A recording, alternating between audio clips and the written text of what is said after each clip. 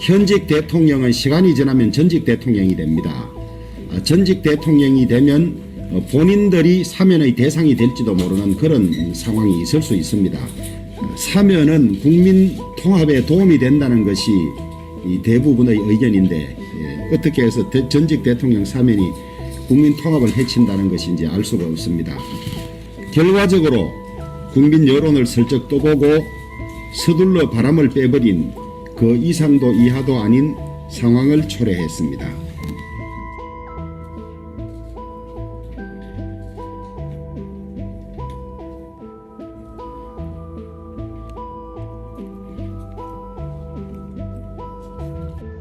두 분의 전임 대통령이 지금 추감돼 있는 이 사실은 국가적으로 매우 불행한 사태입니다. 그래도 지금은 사면을 말할 때가 아니다라는 생각입니다.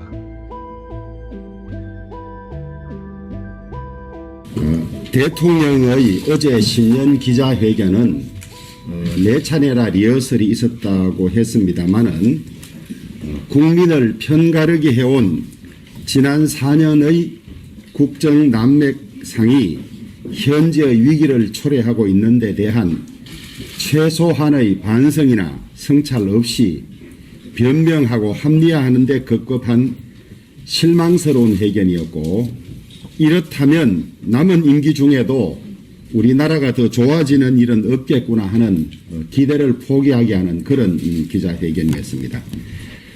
지금은 사면을 말할 때가 아니다. 전직 대통령 사면은 국민 통합을 해친다는 발언으로 대통령과 집권당의 대표는 결과적으로 국민 여론을 슬쩍 떠보고 서둘러 바람을 빼버린 그 이상도 이하도 아닌 상황을 초래했습니다. 사면은 국민 통합에 도움이 된다는 것이 대부분의 의견인데 어떻게 해서 전직 대통령 사면이 국민 통합을 해친다는 것인지 알 수가 없습니다. 현직 대통령은 시간이 지나면 전직 대통령이 됩니다. 전직 대통령이 되면 본인들이 사면의 대상이 될지도 모르는 그런 상황이 있을 수 있습니다. 늘 역지사지하는 자세를 가질 것을 기대합니다.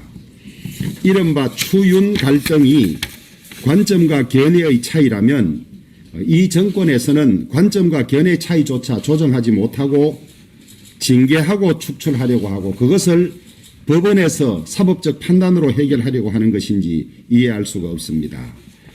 관점과 견해의 차이라고 하기에는 극단적으로 적대적인 상황을 온 국민이 지겹게 보아온 상황이라는 점을 호도하지 말기 바랍니다. 보궐선거에 후보를 출마시키기 위한 당헌 개정은 당원의 뜻에 따를 뿐이라는 발언도 5년 전 대통령께서 야당 대표로서 스스로 하신 말씀을 부정하는 자기 부정이자 면피성 발언일 뿐입니다. 김정은 위원장의 비핵화 의지가 분명하다는 부분은 혼자만 그렇게 알고 있는 것 같습니다. 대통령의 안보적인 현실 인식에 커다란 우려를 표하지 않을 수 없습니다. 핵무력을 기반으로 통일하겠다는 김정은에게서 어디서 비핵화 의지를 읽을 수 있는지 좀 자세히 말씀해 주시기 바랍니다. 특등 머저리라는 말을 대화하자는 말로 읽는다는 대통령 보좌관 출신의 말도 이해할 수 없었지만은 핵무력을 기반으로 통일하겠다는 공공연한 발언에 대해서 비핵화 의지가 분명하다고 읽는 것은 어디서 그렇게 가능한 것인지 참으로 한심스럽습니다. 특히 한미연합훈련을 북한과 협의할 수 있다고 한 발언에 이르러서는 과연 대한민국의 대통령이 맞는지 아연 실색할 뿐입니다. 그 과정에서 입양을 취소하거나 입양 아동을 바꾸는 대책이 필요하다는 대통령의 인식에 대해서 또 한 번 커다란 실망과 충격을 받았습니다. 수습하려고 사전 위탁 보호 제도를 말한 것이라고 애써 둘러대고 있지만은 발언의 맥락이 사전 위탁 보호 제도와 맞닿아 있지도 않을 뿐더러 부지불식간이라도 사고의 바탕에 깔려 있는 대단히 반인권적인 인식의 일단이 여과 없이 드러나서 변명으로서 해결될 일이 아닌 것 같습니다.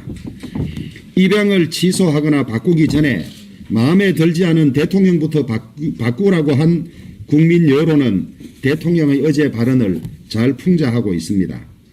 아이가 물건이냐, 입양이 홈쇼핑이냐, 교환하고 반품하라는 말이냐고 온갖 비판이 쏟아지고 있지만은 대한민국 대통령이 차마 인권적인 기본 소양조차 갖추어지지 않은 의식의 소유자라고 믿고 싶지는 않습니다. 이런저런 구구한 변명하지 말고 대통령께서 깨끗하게 사과하기 바랍니다. 오늘 공수처장 김진욱 후보자 인사청문회를 시작으로 민주당이 몇 년간 사활을 걸고 밀어붙여온 공수처 출범 절차가 시작될 것 같습니다. 공수처장 후보가 추천되면 특별감찰관 후보자와 북한인권재단 이사의 국회 추천을 진행하겠다던 김태년 원내대표의 반복된 약속을 이행하기 바랍니다. 4년째 공석 중인 청와대 특별감찰관과 북한인권재단 이사, 북한인권특별대사 선임 절차를 공수처장 추천과 동시에 진행하자는 제안은 이미 여러 차례 드린 바가 있고 그때마다 김태년 원내대표도 수차례 화답한 바 있습니다. 실제로는 청와대와 통일부를 설득하는 데 힘이 들었지만은 답을 얻어냈다는 이야기까지 한 바가 있습니다. 뿐만 아니라 이와 같은 상황은 같은 자리에 있었던 박병석 국회의장도 공유하고 확인하고 있는 상황입니다.